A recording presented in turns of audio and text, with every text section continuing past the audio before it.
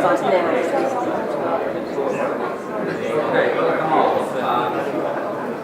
Given that many of you are new here, I suppose let me just briefly summarize the idea of this whole series of debates in interdisciplinarity. From our point of view, that is from the point of view of the Center of Excellence in Philosophy of Social Sciences, it's a kind of exercise in interventionist method in an attempt to acquire information about scientific practices. And part of these practices, maybe an increasing part of these practices, are interdisciplinary in nature. So we seek to provoke these debates, and once the heat is on, we enter and try to reconcile the parties that are fighting with one another. Maybe this is something that you will be witnessing later today. And from the point of view of the speakers themselves, they are representing at least two disciplinary backgrounds. The idea is to provide a platform, a forum for learning about one another, and thereby to learn about oneself, about one's own disciplinary conventions, and maybe the limits of those conventions, and so forth. So this is a learning opportunity for the speakers from the different scientific disciplines. And today, as you know, the speakers come from two disciplines, economics and ecology.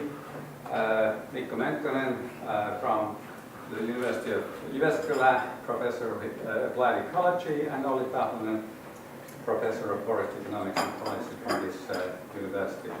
And as you know, there has been an interesting situation, tensions and what have you between these two disciplines, and they do have those tensions do have a public dimension to them, because ecological concerns are very much public concerns, and one might expect these academic disciplines to play a role in dealing with these public concerns.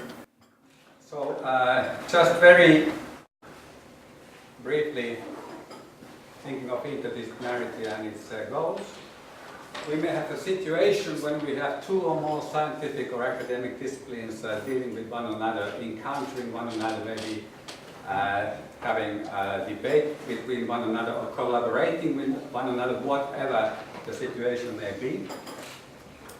And then the idea is that whatever worth these interdisciplinary encounters of whatever kind may have is dependent on the goals that have been set, that should be served and pursued.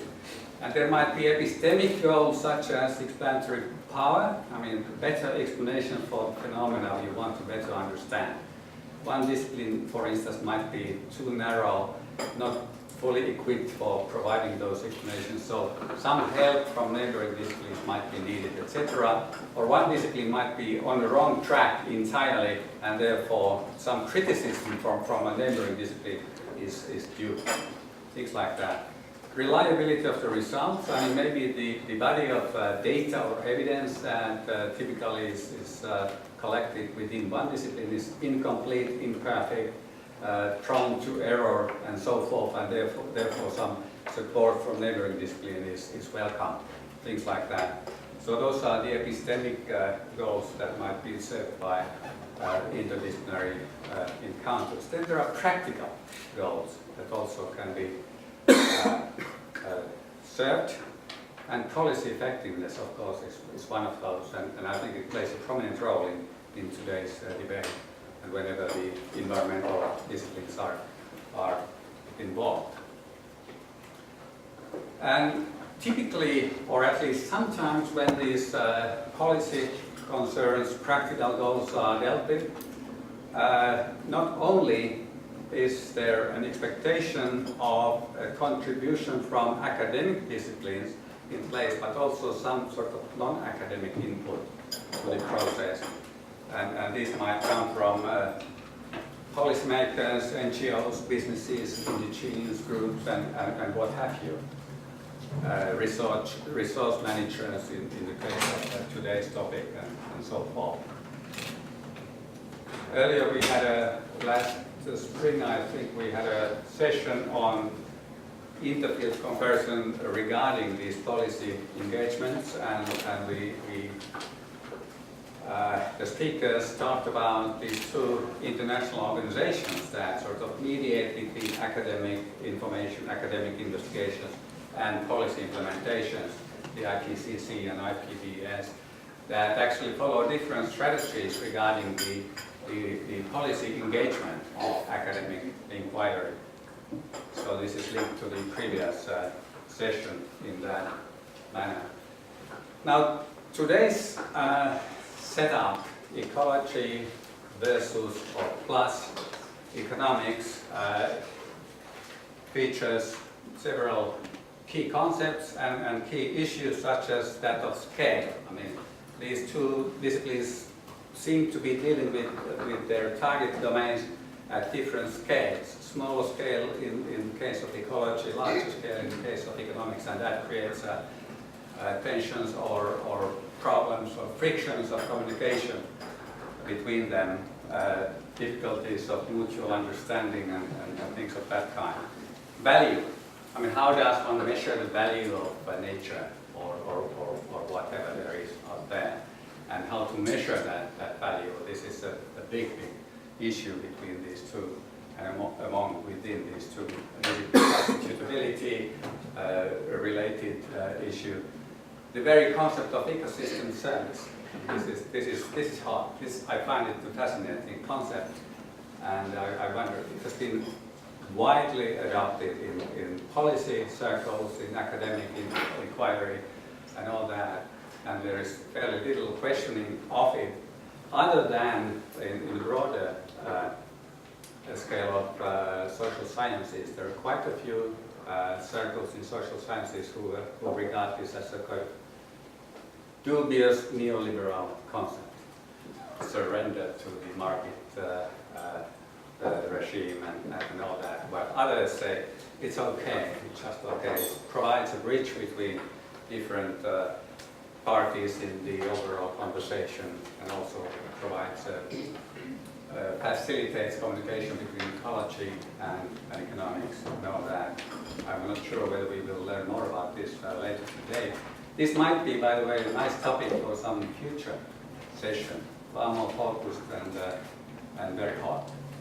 And everything relates to the role of the market. I mean, what exactly is the role of the market institution, the market mechanism, and all that in dealing with ecological issues. Now, of course, there is the traditional charge, accusation, from coming from ecologists and ecological economists, namely that conventional economics, or what's often called mainstream economics, I'm not sure what exactly that is, that economics misses important facts about both nature and society, and thus about the conditions of good policy. So standard economics is not sufficiently interdisciplinary in this sense. And other disciplines are needed to fill in the gaps, etc., to provide a more complete picture. But today we are going to hear about another charge from Olli, Tahvonen, namely that ecology itself is not sufficiently interdisciplinary, and therefore it lacks in policy relevance. This is going to be very, very interesting. So the questions today, as already communicated in our announcement, include the following. What are the similarities between economics and ecology? What are the relevant differences between them? What's a traditional critique of economics by ecologists? Do ecology textbooks misrepresent economics? Olli Tahvonen is going to say yes. I'm not sure what Mönkkönen is going to say. Might ecology itself be deficient in ignoring economic considerations? Again, I think Olli is inclined towards a positive answer. How can ecology and economics be brought in closer collaboration with one another? Maybe we will have this nice happy end, but I don't know yet. We'll see. So, Mikko Mönkkönen will start.